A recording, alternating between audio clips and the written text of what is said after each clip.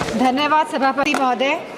मैं आपका ध्यान अपने लोकसभा क्षेत्र मैनपुरी की तरफ आकर्षित करना चाहती हूँ, जहाँ के नगर पंचायत क्षेत्र किशनी में राष्ट्रीय राजमार्ग के सड़क चौड़ीकरण के दौरान NHAI द्वारा बड़ी मात्रा में अनियमितताएं बरती जा रही हैं, जिससे वहाँ क्षेत्र के लोगों को रोज़मर्रा का जीवन जीना दूभर होता जा रहा है।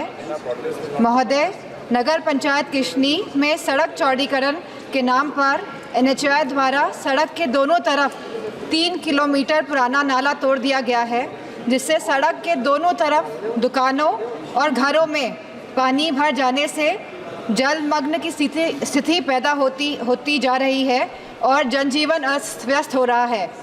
महोदय, चौड़ीकरण के दौरान आप मांग बताइए, आपका मांग बता दीजिए। हैंडपंप, बिजली के खंभे व सीवर लाइन को भी ध्वस्त कर दिया गया है।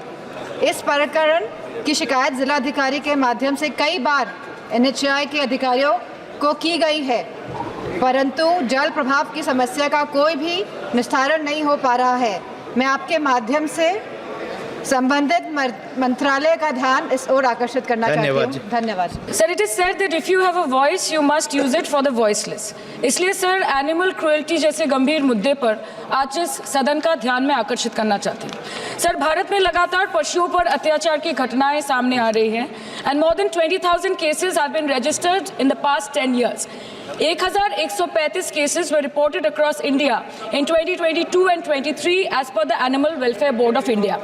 Sir, over the years, much has been discussed about the inadequacies in the Prevention of Cruelty to Animals Act 1960, such as poor enforcement of this law and meager penalties of rupees 10 to 15 for cruelty towards stray animals. And in November 2022, the draft PC Amendment Bill 2022 was published by the Department of Animal Husbandry and Dairy for public comments. So the problem is, despite widespread public support in favor of the draft bill, it was not tabled in the Parliament. The draft bill includes significant amendments to the 1960 Act, including addition of new clause under Section 11, where gruesome or life-threatening cruelty would incur a penalty of 50,000 per animal or the animal cost with imprisonment of 1.3 years. Killing an animal would result in a 75,000 penalty per animal or 3 times the cost of the animal and imprisonment of 3 to 5 years or both.